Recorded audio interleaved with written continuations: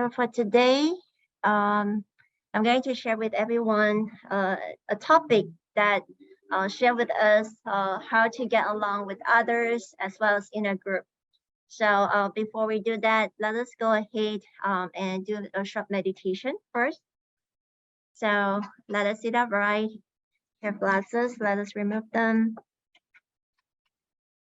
Let us close our eyes and gather our thoughts and attention to our breathing as we focus ourselves before we start our class.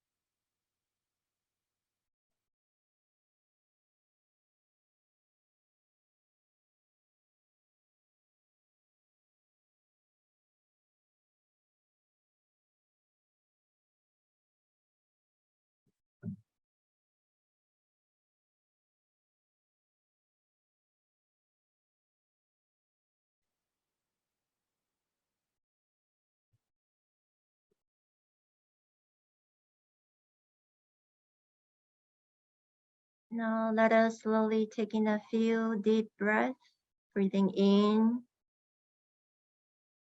breathing out, breathing in, breathing out, breathing in again, breathing out. Let's gently rub our palms together. Cover our palms on our eyes, top of our head, over our ears to the back of our neck. Let's rub our palms together. Gently massage our shoulders, arms all the way to our fingers and wrists. Okay.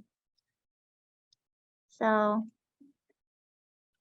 before we start, let us have a quick recap of what we have learned 2 weeks ago. If you can remember, we talked about how we should keep busy, staying busy, and then we, in our mind, we try to maintain whatever busyness that we are into to have Dharma joy and also meaning in our busyness, effectiveness, as well as value in what we want to spend our time with. Okay, so one of the ways to cope with busyness, of course, we talk about finding our own motto so that we can stay focused in what we do, and also it acts as a motivation for us to keep on going. Because sometimes when it comes to busyness, we might be, always. Sometimes we might feel tired, we might feel stressed out, or we might feel that why am I doing all this? So for us to have the motto is just like having a vision, having a goal so that we can stay focused. So one of the mottos that Verbal Master Xing Yun has throughout his whole life is he always reminded himself that keeping busy is the best nourishment, because he spent a day alive like 300 years. Then like for us, maybe our one day is just like 24 hours, but he can spend like a day as if like it's 36 hours, 48 hours, like he has done a lot. Okay, so that is a quick recap of what we have discussed last week. And then for today, we're going to look into a few articles that like everyone to read during the weekends or the week before, is focusing on how to get along with others as well as in a group. So as part of introduction, so we all know that we live in this society, in this world. Most of the time, we don't like to be alone. Okay, so we as a human usually that we try to have a social life, be in a group, and then because when we are alone, sometimes we feel that we're not being loved. Sometimes we might feel low in self-esteem, and sometimes we don't even know what we want to do because we're by ourselves. It's just like very beginning when we started, the COVID started, the year 2020, where everyone has to stay at home. At some point that people feel depressed, didn't know what to do. Every day is just like looking at the ceiling, watching TV, being by yourself. Sometimes we're not used to it. Yeah, so that's the reason why like we are so used to being together in a group. But how are we going to um, be in a group? So this is what we're going to talk about. Okay, so it is because like we are interconnected in many ways. So for us to learn the ways in getting along with others and in a group, we have to look into the causes and conditions, or the word affinities, that how we cultivate among ourselves and others. Okay, and before we look into the 4 key points here, let us look at the whole evolution of humans, Homo sapiens.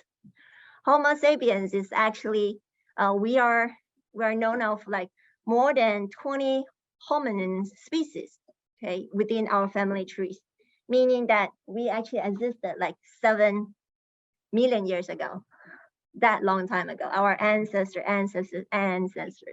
a long time ago.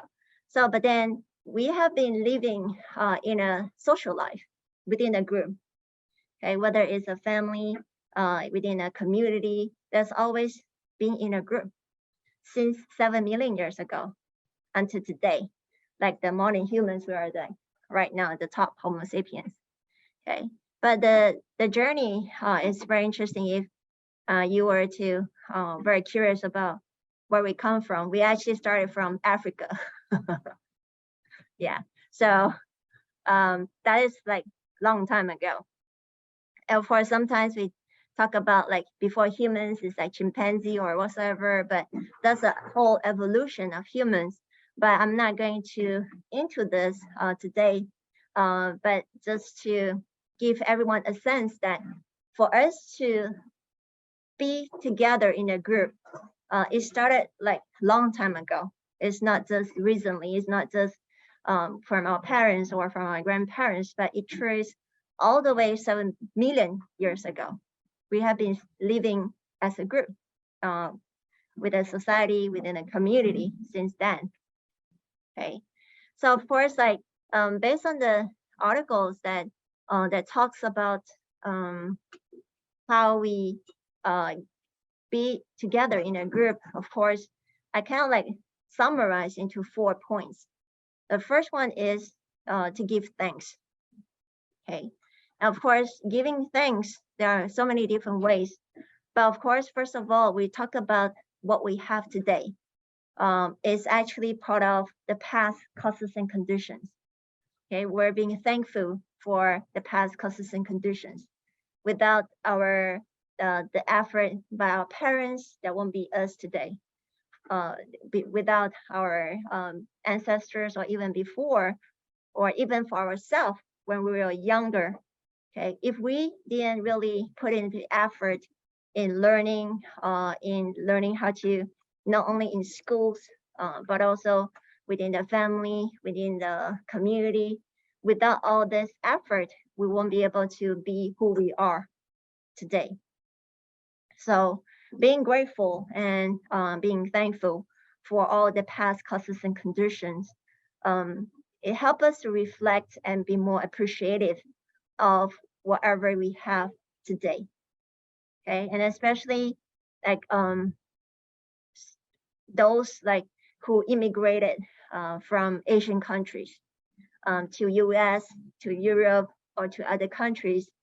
At some point that I constantly heard the stories by our devotees that when they were still like 2-year-old or 3-year-old, they were being brought by their parents, getting into a boat and floating in the ocean for months, sometimes without food, sometimes without water, but they only have one thing in their mind: faith. Having faith for a better tomorrow, and also having faith in their own religion that keeps them focused on the new destination, that keeps them focused on like without food, without water is okay. I just focus on my breathing, focus on the recitation of the Buddha's name, focus on the religion itself. Could be a God that gives them motivation and power to continue to stay on. Okay. And sometimes the second generation or the third generation here, they might not be able to reflect upon the past causes and conditions that enables them to have today. Okay. And sometimes people have taken for granted the things that they have, okay, and become wasteful, not appreciative. But for us to reflect upon what we have today, is one way of it is to give thanks to what we have, and of course to cherish the present causes and condition, and be actively strive to improve our life and make positive progresses. Okay, so sometimes like especially every year during the Memorial Day, okay, we also have services, or even like we give thanks to those who have served for the country, okay, those who sacrificed for the independence of this nation. Okay, without them, they won't be here. There won't be us. There won't be this country. There won't be this nation. Okay, and of course, like last weekend, because we don't have class, because we have the memorial prayer service. We usually have it in the month of April instead of like Memorial Day in May. Okay, we also dedicate merits to our ancestors, to our departed loved ones, whoever that has contributed so much that give us this opportunity to be here, okay, to be alive. And of course, sometimes the chair may be empty, like especially the past few years might not be easy. Some families might have lost their family members because of COVID. Sometimes sitting in a dining table, there's one empty chair, but still we remember those who have moved on. So it is because they have given so much, not only help, not only contribution, but also the love that they have shared. Okay, so there are many things that we can give thanks to. Okay, and of course, appreciate what we have. Yeah, so sometimes having a meal, we might just think that, oh, you just buy it, easy. If you want to cook at home, you just go to a farmer's market, Sprouts, Trader Joe, Whole Food. You can just easily get fresh food or food from the market. But then because we are here in US, we might not see like how this cabbage comes from. Might not be able to see this whole bunch of bananas, where it comes from. Okay, the bananas actually came all the way from what, Costa Rica or Central America, and then they ship in once every week, so that we can have fresh bananas, okay, and oranges and many things. Okay? But because of everything here is sufficient, we won't feel that we are lack of resources. But if we can think of other people from other countries, okay, like for example in Africa, for example in places where they have difficulties in getting even like 3 meals or even 1 meal a day. Okay, so when we have what we have, we give thanks to the farmers, to all the right causes and conditions that enables us to have this burger. Right? Well, where does the burger comes from? We start to contemplate of how this bread, the bun, comes from. Flour, you need a machine, you need someone to make it, you need flour, and so on and so forth, including the vegetables. We need farmers to grow, and of course, the weather has to be okay so that the vegetables can grow.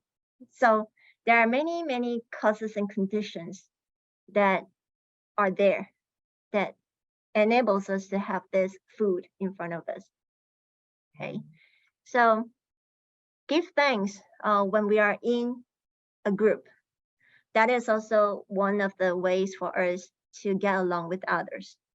Okay, because if we have taken for granted the help from others, the existence of others, ignoring others, okay, we won't be able to get along well with each other. So when we are having an event, we also give thanks to all the volunteers who have put in so much effort in making this event successful. Okay, without any one of the help, there won't be this event. Okay, without, like for example, in an event, without someone helping with the checking in, without someone helping manning this table or doing whatever that they need to do, okay, the whole flow, the chain might not be connected well. Okay, so this event might not be successful. So, but then again, when we're in a group, we have to be thankful by knowing the existence and contribution of others. Only then we be able to really give thanks to others. Okay, so the second one is, of course, we always talk about the future. Okay, so we are thinking about our plan, what will be in the future, and of course we also talk about the past. But sometimes we might have neglected the present. So the second point that I would like to share with you is how we can cultivate the future causes and condition right now, starting from the now. Okay, and one of the ways is through connecting and helping the community in a way, or sometimes we say we try to create the wholesome causes and conditions, okay, while awaits for the future effects. It is because the causes that we cultivated today, okay, or it has been accumulated in the past, without the right conditions, we won't see the effect. Okay, so that's the reason why sometimes people might just jump to conclusions saying that I've done so much wholesome or good deeds in my life, but why did I still end up, for example, not being smooth in our business or experiencing failure in one's career? Okay, but sometimes we have to look at the whole picture, because even though we have cultivated a lot of wholesome causes, without the conditions that are present, the effects will not be there. Okay, so what we see, the effects, it could be just past, because of the past, long time ago, the causes that we have created, the causes that we have planted. Okay, and it is because the conditions are there, only then we see the fruit of our action. Okay, so that's the reason why conditions are strength that enhance and nourish the causes. Okay, and then of course the most beautiful thing in life is by making connections or creating affinities with others. Like for example, sometimes people might not really understand the connection that we have built with others by just picking up trash that is on the street. or picking up banana peels that is on the street, okay? Or even like helping our neighbors to take in the meals, or helping our neighbors to cut the hedge, the fences, many things. By helping, by lending a hand to neighbors or organizations, to anyone, we are actually making connections with others. Okay. And then sometimes people might think that if I were to unintentionally hurt someone, okay, and then you thought that this wall is so big, okay, you just turn around as if nothing happened, and then you just walk away, okay. But then after some time, what goes around comes around, okay. So don't think that whatever that we do, nobody sees it, or it's just this little matter, okay. We might think that, oh, the time will pass, everything, nobody will remember. But then again, we have cultivated these causes. Okay, when the conditions are there, the effects will appear. Okay, it's just like some of us like to eat sweet stuff, dessert, ice cream, and then sometimes you might say that, oh, don't worry, just today. It's not like every day. But sometimes the things that we have eaten, even though we might say that it's just this meal, but if we keep on giving ourselves that kind of excuses, what will happen after a year? Okay, today will be tomorrow, tomorrow will be day after tomorrow, and then you continue to accumulate. Okay, so all the causes of eating sweet stuff, it accumulates in our body. But of course, like the younger ones, you can just do like exercise and burn it off. But not every one of us are like that. Sometimes we might just be sitting more than, walking or exercising. Sometimes it just accumulates in our body. So when the conditions are there, we will experience the effect of the causes that we have created. Okay. So, but then right here, we're focusing on how to get along with others and in a group. So by making connections, positive connection, wholesome connections, okay, between ourselves and others, okay, that is like lending a hand, or sometimes we always say that we always try to be of service to others, okay. So 2 days ago, I was like visiting a hospital, Scripps Mercy, which is like around the corner within 10 minutes from the temple. Okay. So when I was like about to drive out from the parking lot, the person manning the ticket booth, when he saw me, he just joined his palm and said that, thank you for your service. We all need the spiritual support. And then he said that you're free to go. Okay. So it is a connection that the hospital, because Scripps Mercy Hospital is religious affiliated hospital. So they recognize clergy who is there to provide spiritual support to those who need it. Okay. So in a way, they try to create that affinities, not only within the same religion, but also across other religions. Okay. So because of that experience, it gave me a very good impression of that hospital. And not only that, in the parking lot, they have allocated spaces for the clergy. I think, or 3 or 5 parking space for the clergy. So with that, we can see that they emphasize a lot on not only Catholicism, but also the connection between other religions. So that even though I'm not Catholic, but I'm a Buddhist, so, but then I still feel welcome to be in that hospital, okay? So again, the connection. But of course, there's a saying that before attaining Buddhahood, we need to make connections with people, meaning that everything that, oops, going too fast.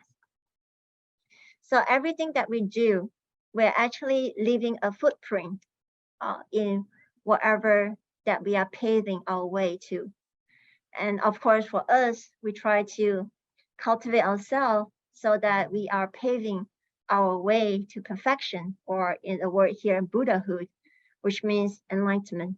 Okay, so if we just read a lot of books, sutras, read a lot of like the Buddha's teachings without actually practicing it, we won't be able to feel the change. We won't be able to make the change. Okay, so that's the reason why one of the many practices besides compassion, loving kindness, and so on and so forth, one of the ways for us to be as a human and how we focus on practice is making these connections or affinities with others within the group, within the community. Okay, so by learning to get along with others, okay, we need to be how do you pronounce this word? Gregarious. Okay, thank you. When people get along with others, work as a team, contribute their energy and spirit, and serve the community, they become the force behind the social progress. Sometimes some of us might like to be in a group, and sometimes some of us might be afraid to be in a group, okay?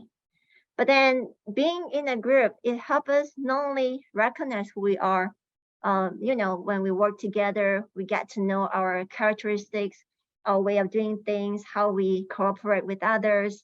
We get to know ourselves better in a way. But also it gives us the energy and also the focus. Okay, when we are together with a group, okay, we know our goal, what we are going to do. Why we are doing this in this way. Okay, so it becomes a force that gives us the opportunity to be with others.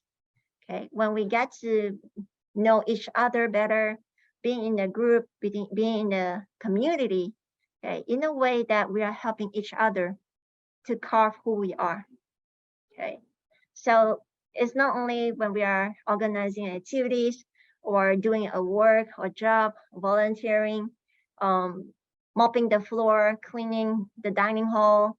There are many things that when we are together, we focus on teamwork. We focus on getting the same goal, achieving the same goal. Okay, no matter how easy the task is, but it always needs the help from everyone, okay, to work together. Okay, so this is what we mentioned about how we get along with each other. And then the third one that I would like to share with everyone is be sincere and genuine. Okay, I know that sometimes some of us might have different characteristics, different behavior, different attributes, and different ways of being who we are. Okay, but when it comes to being with others, always remind ourselves to treat others with a kind heart. Okay, and then we just try to, be sincere in a way, and move others with a genuine feelings. Okay, and of course, whatever that we do, we try not to have what we call hidden agenda. Okay, I know that this is a very common term that you might come across, especially in workplace, especially in a, I wouldn't say the real world out there, but it is what it is. Sometimes when you have a friend, sometimes when working together in an organization, sometimes there might be hidden agenda behind a person. But as a Buddhist or as a practitioners, we have to constantly remind ourselves, like when we help others, when we do a certain things, it is out of a sincere and genuine heart. Okay, that's nothing that we shouldn't have something in mind that if I were to do this, we are hoping that will happen. We always try to have something wholesome in our mind, which is sincerity and also being genuine to others. So when it comes to sincerity, if we want good human relation or relationship, we should be heartfelt and not arrogant. And of course, for us to be sincere, okay, we always have to have the feeling of being genuine. Only then the friendships with others can run deep. Okay, and when we are deeply compassionate and caring, okay, always being able to lend a hand and support others in one's endeavor, uh, only then our genuine feelings will be evident in our action. Okay, so when we are genuine and sincere in what we do, okay, whether it is the help that we offer to others, okay, there won't be any doubt that one might have anything behind one's action. Okay, so let me share with you one story that there was the Buddha. There was one time when he was in Sarvasti. Okay, we know that the Buddha has already realized full enlightenment. Okay, but then there was one day when an old monk, okay, who have a very poor eyesight, cannot see very well, and then his rope was torn, okay, and then he was trying to mend his rope, but then he had a trouble like putting the thread over the needle because of his poor eyesight. So he kind of like say out loud saying that, oh, any one of you there, if you would like to cultivate good merits, please come and help me. Put the needles, like the thread through the needles for me, please. Okay, when the Buddha heard the cry of this old monk, the Buddha went there immediately and helped the old monk put the thread across the needle, okay, so that he can sew the rope. Now, of course, the Buddha started talking, and then the old monk recognized the Buddha's voice. Because of his poor eyesight, he cannot really see clearly who is like standing in front of him. He can only see a shadow. Only when the Buddha started talking, only then the old monk knew that, oh, it's a Buddha. And then he was amazed, like, oh, Buddha, you have already realized full enlightenment. Why do you still need to cultivate merit? You know, like help others, do something wholesome. And the Buddha's reply is right there on the screen. I never lost the habit of doing kind deeds. That is why I've come to help you. One should never stop making merit. So which means that when we are within the community, one of the ways for us to get along with each other better, not only to be sincere and genuine, we have to make it a habit. Okay. Always constantly remind ourselves when we help others, when we lend a hand to others, there's no hidden agenda. We just do whatever that we can to offer the help to others. Okay. And also like when we make it a habit, it just come naturally. Okay. We just see there's any help needed, we just go without thinking twice. Okay. Just like many of the uh, police officers or even like the firemen, just like the officers. Like recently, there was a shooting in one of the schools, like which is not very good news. But when the officers were there, instead of like for us when we hear shooting, of course we have to hide. Okay, we have to run away. But for officers, they have to train their mind when they hear shootings, the sound of the shooting, they have to go towards the sound of the shooting. Okay, so this is a not very easy habit to cultivate, but because some of us might think that this is their occupation, this is their job, but they're willing to take up that risk for others. They're willing to take that job to protect the community. Okay, so then again, cultivating this habit of having a sincere and genuine mind, it takes constant reminder, it takes a constant repetition and doing it again and again and again. So when we do it, we are not thinking about the paycheck, we're not thinking about ourselves, but also we are thinking about others in a way, right? So that is the examples I want to share with you. And the fourth point is be humble and accommodating. Okay, so when we get along within a community, okay, we try to be humble and accommodating. Okay, so the practice of humbleness, okay, it is reflected within our everyday life. Just like one of the very famous verse by Confucius, there's always a reminder that within a group of three, there's always one who can serve as my teacher. Okay, is this a saying? It doesn't mean that it has to be three, but meaning that within the group, there's always something that we can learn from each other. Could be a group of 2, group of 5, group of 50, but everyone could be our teacher. Everyone could be someone that we can learn from. So that is a reminder for us to be humble in a way. So when we hear the wise words of others or seeing kind deeds of others do, we should learn from the examples. Okay, if we see someone doing good deeds or like an examples that we should learn, okay, we put in our mind and then we learn from them. But then if we have seen someone acted improperly, okay, that is also for us to reflect on the mistakes so that we will not repeat the same thing.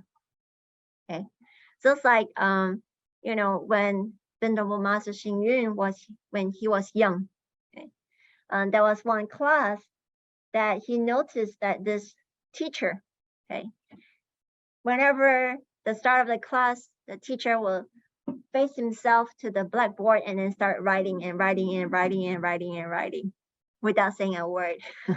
Everyone will be reading from the blackboard. Okay. To us, we might think that, oh, what teacher is that? Okay. But then from Venerable Master's reflection, he said that, oh, in the future, if I'm the teacher, I shouldn't do that. Okay.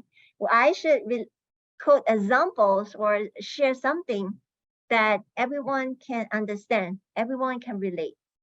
Yeah, it's not just the knowledge that we share, but also how we use it, okay, how we benefit from it.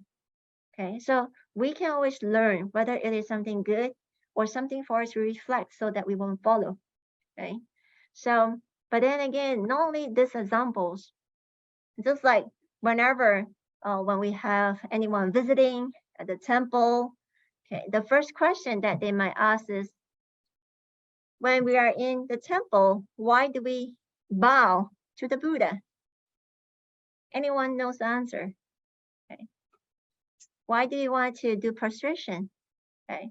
Why do we have cushions and then people kneel down and pray? And why do we want to bow to the Buddha or to the Bodhisattvas? Okay. Again, that is a practice of humbleness. Okay. We know that the Buddha, even though he's the same as us, humans, but he has realized enlightenment, full enlightenment, 2,600 years ago. Okay. So whatever that he has realized, he shared with us, and we learn from the Buddha. So the Buddha is considered like our teacher, guiding us one step at a time. So for us, every time when we visit a temple, when we step into the main shrine, we will bow to the Buddha. So the Buddha doesn't mean that he's standing there waiting for us to bow to him, but it is just our mind of humbleness and sincerity that we would like to commemorate or give thanks to our teacher, the Buddha. So that's why we bow to the Buddha. Okay. And then that is again the practice of humbleness. When we lower our head, we're actually lowering our ego within ourselves. Okay, when we bow. Okay. And the next question that people usually ask is, why don't you only have one Buddha?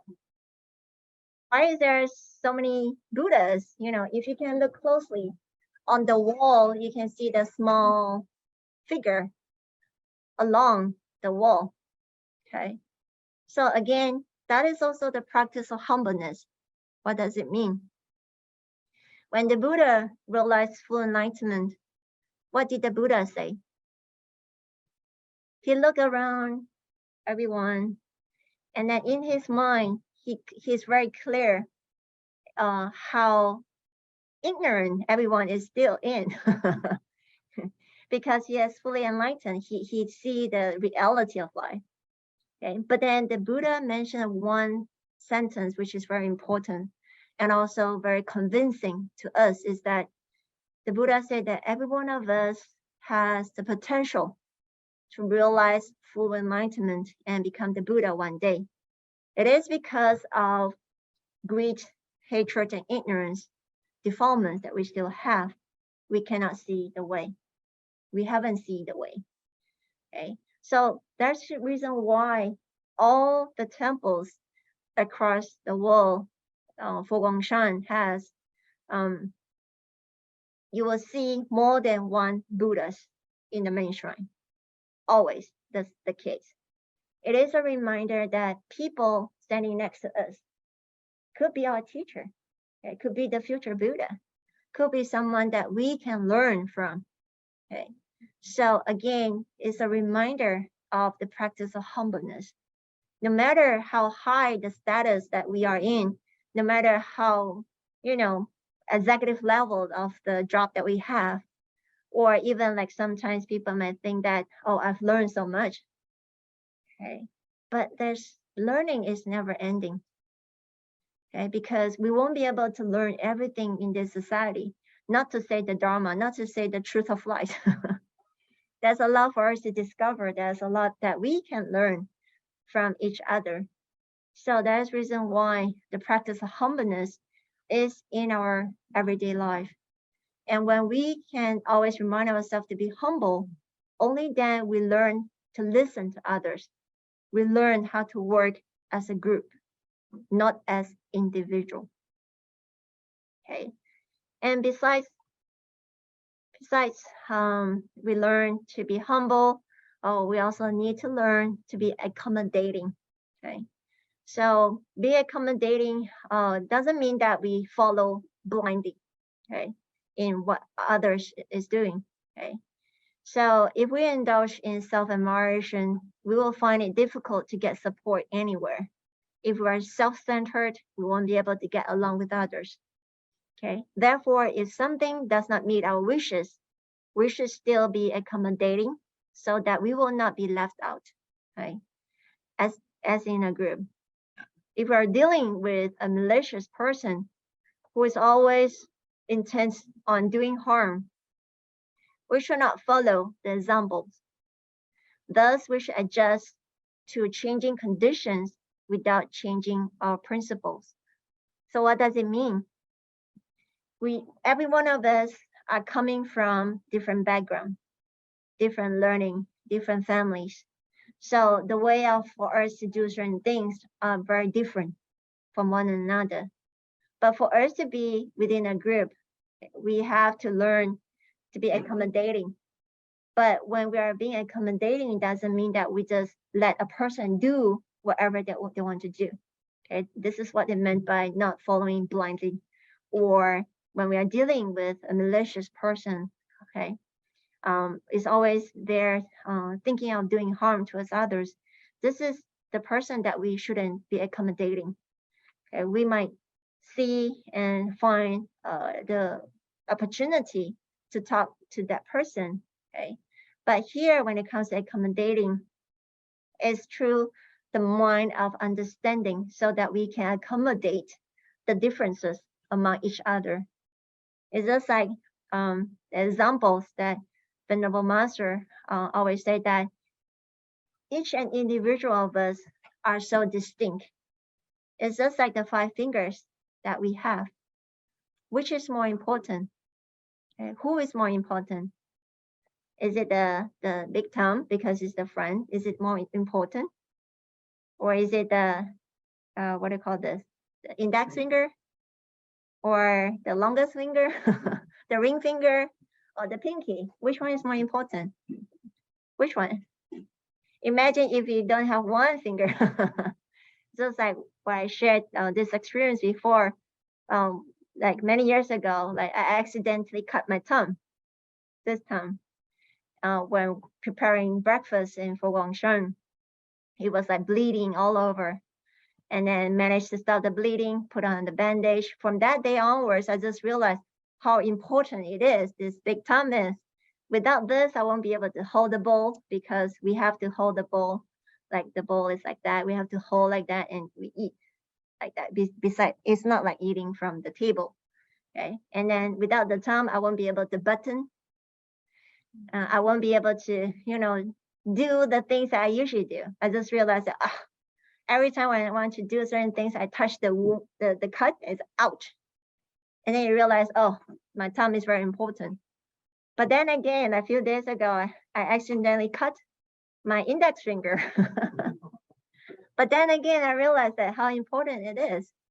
Okay, each and every fingers. The same goes to everyone, whether it is like living in a family or your colleagues, working in an organization, or within the class, working with classmates. Everyone has a role to play. If one day A is not here, we will have a missing part.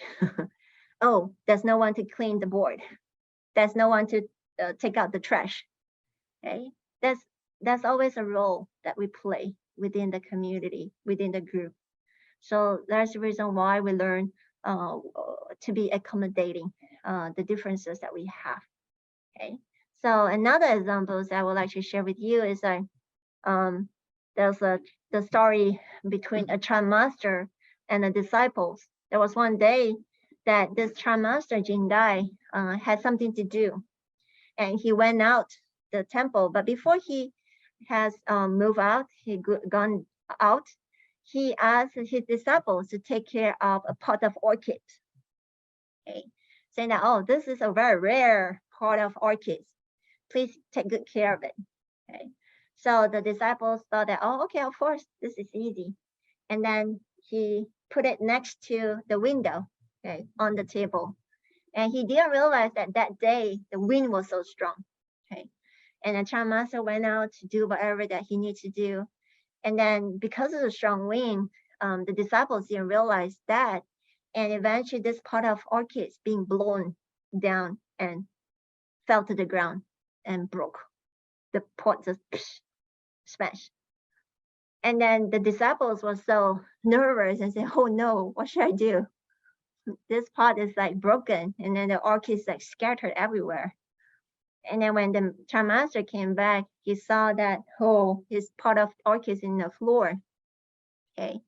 And at first the disciples was kind of worried whether his master will scold him or punish him because of his negligence, or he didn't take good care of the orchids.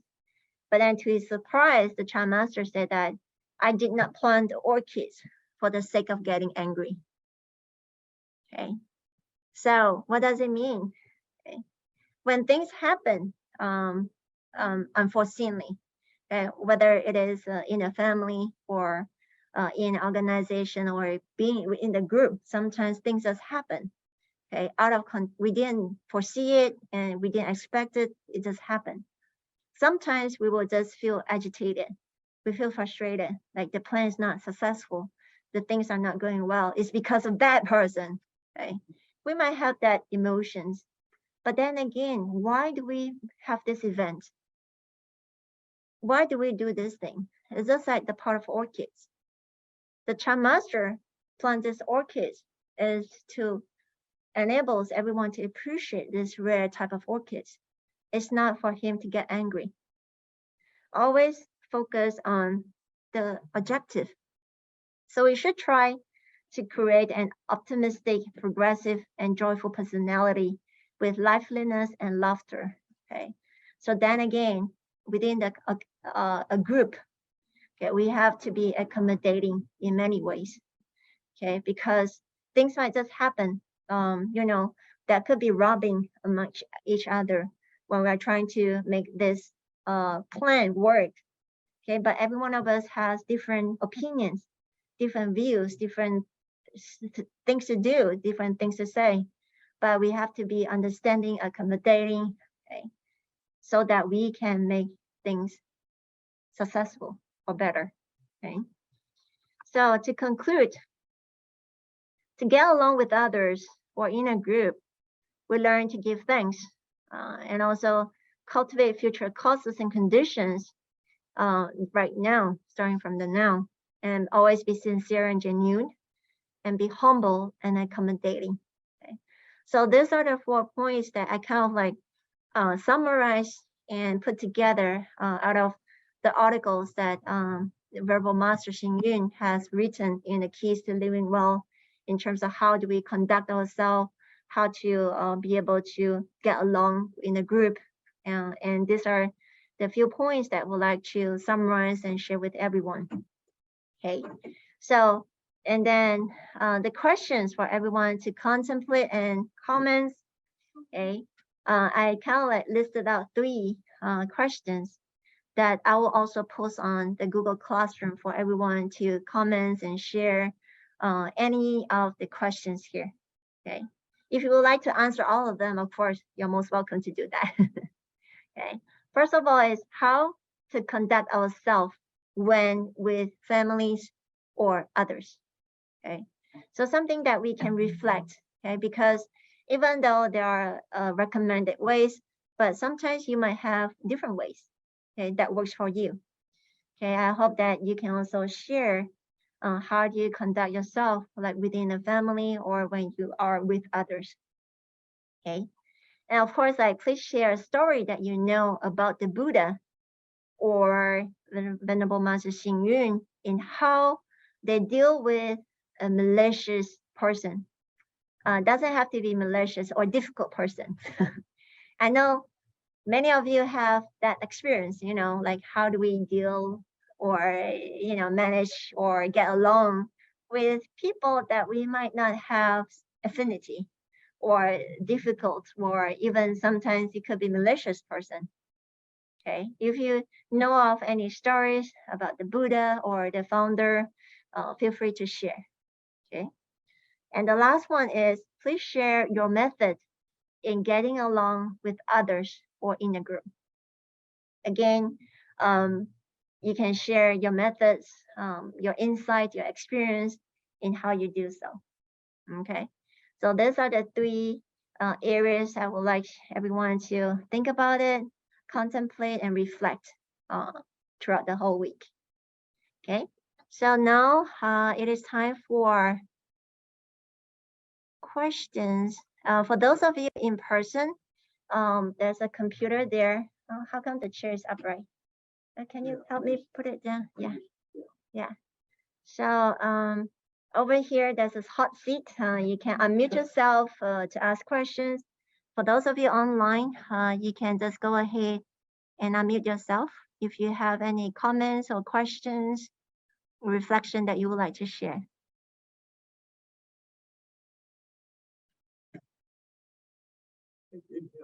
Okay. It's on Zoom. The Zoom, you unmute from the Zoom.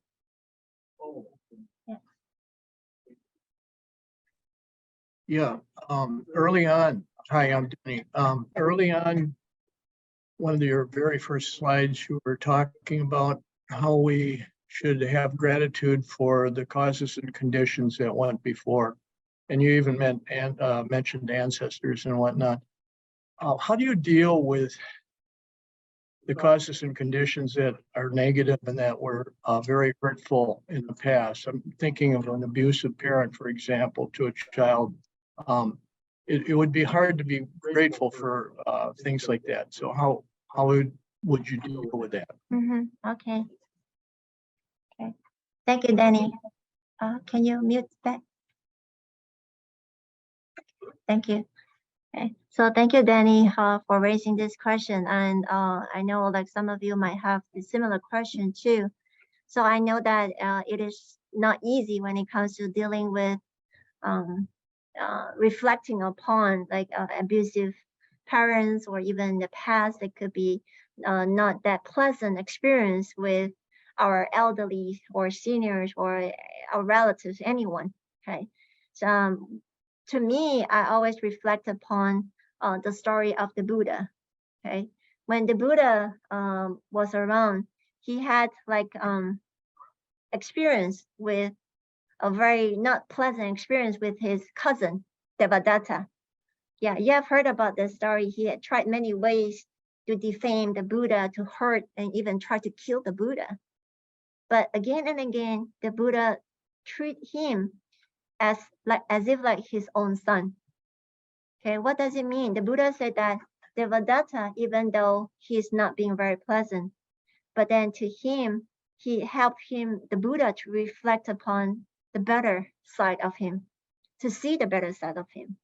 Without his challenges, without his doings of hurting him, he won't be the Buddha today. Okay, because of something bad that he had done towards the Buddha reflected the better side of Devadatta.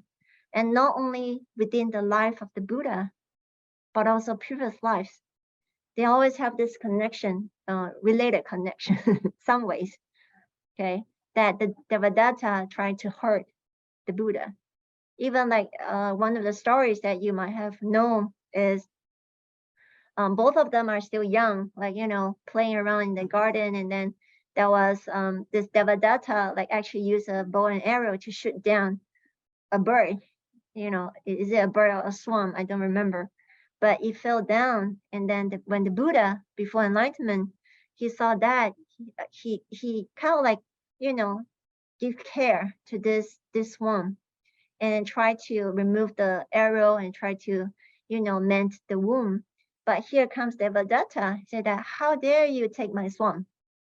And then the Buddha, before enlightenment, he said that this is sentient beings. You have to be compassionate towards the swan. You shouldn't hurt the swan. But then again, Devadatta keeps on challenging him, saying that, no, this is my swan. It's my dinner. Okay. Yeah, but then there was a struggle. But then again, the Buddha managed to convince him and let the swan go. So since many, many lives ago, they already have that connection. But each time, each experience, the Buddha tried to reflect, like his cousin Devadatta has done something wrong. Okay, and then he reflect upon it, say that, I shouldn't do that if I were him. Okay, it's just like the examples I mentioned before. When we see others, malicious people, okay, we know that this is something unwholesome. So it helps us reflect and how to be a better parent, how to be a better person. Without the examples that we experience, I know it's not easy, but it's a constant reflection. Remember the Buddha's experience with difficult people, okay, that helps him grow stronger, okay, and be the Buddha today. Okay. The same goes to many of us might not have pleasant parents for us to give thanks to, but then without what they've done, we won't reflect upon the better side of them. How to be an even better parents yourself. Okay. Yeah. So it's not easy to give thanks to parents who might hurt you. Okay. But then that is already in the past. What we can learn from it is the most important thing. Yeah. So that we will not follow their footsteps in a way. Okay. So I hope that answered your question. So anyone else would like to raise any questions? Okay. That's Marisa. Okay. Yeah. Let me.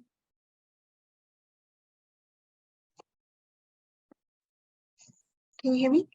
So my question is just, so in that sense was family, but say in work or in school, if you're in a team and you're dealing with someone who's not,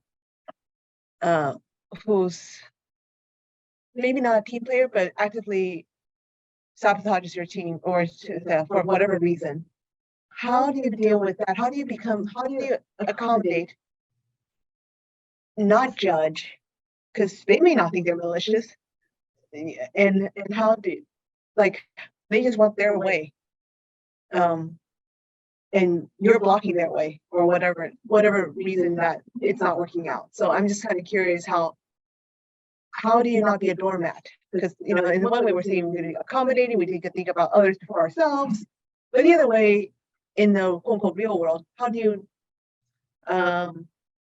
work smart or study smart or work in a group?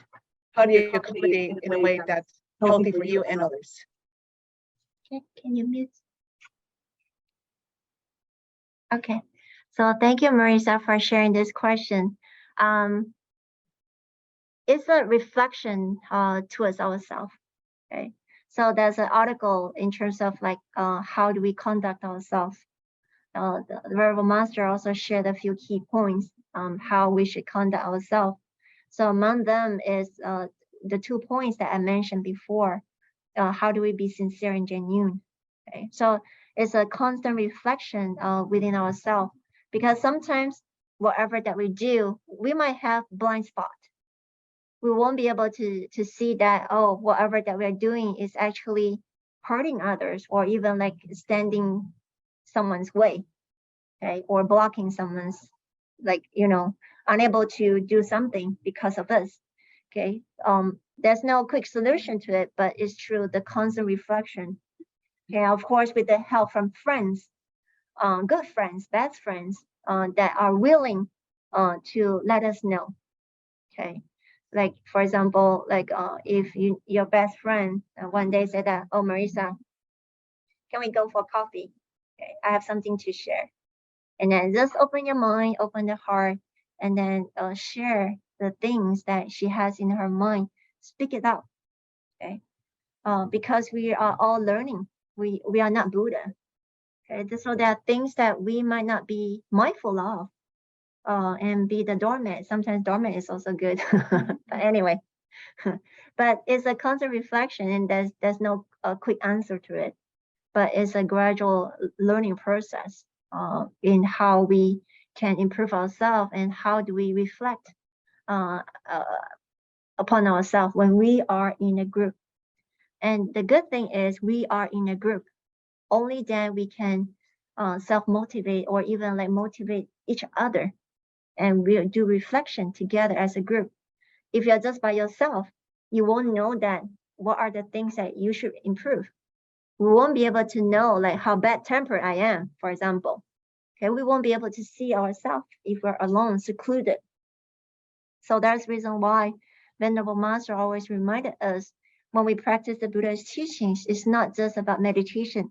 It's just not about secluded life, but it is the life and practices within the whole community. Okay, we are all together. Okay, we learn together, we grow together. Yeah. So I hope that can answer your questions. Okay, thank you. Yeah. Oh yes, Elaine.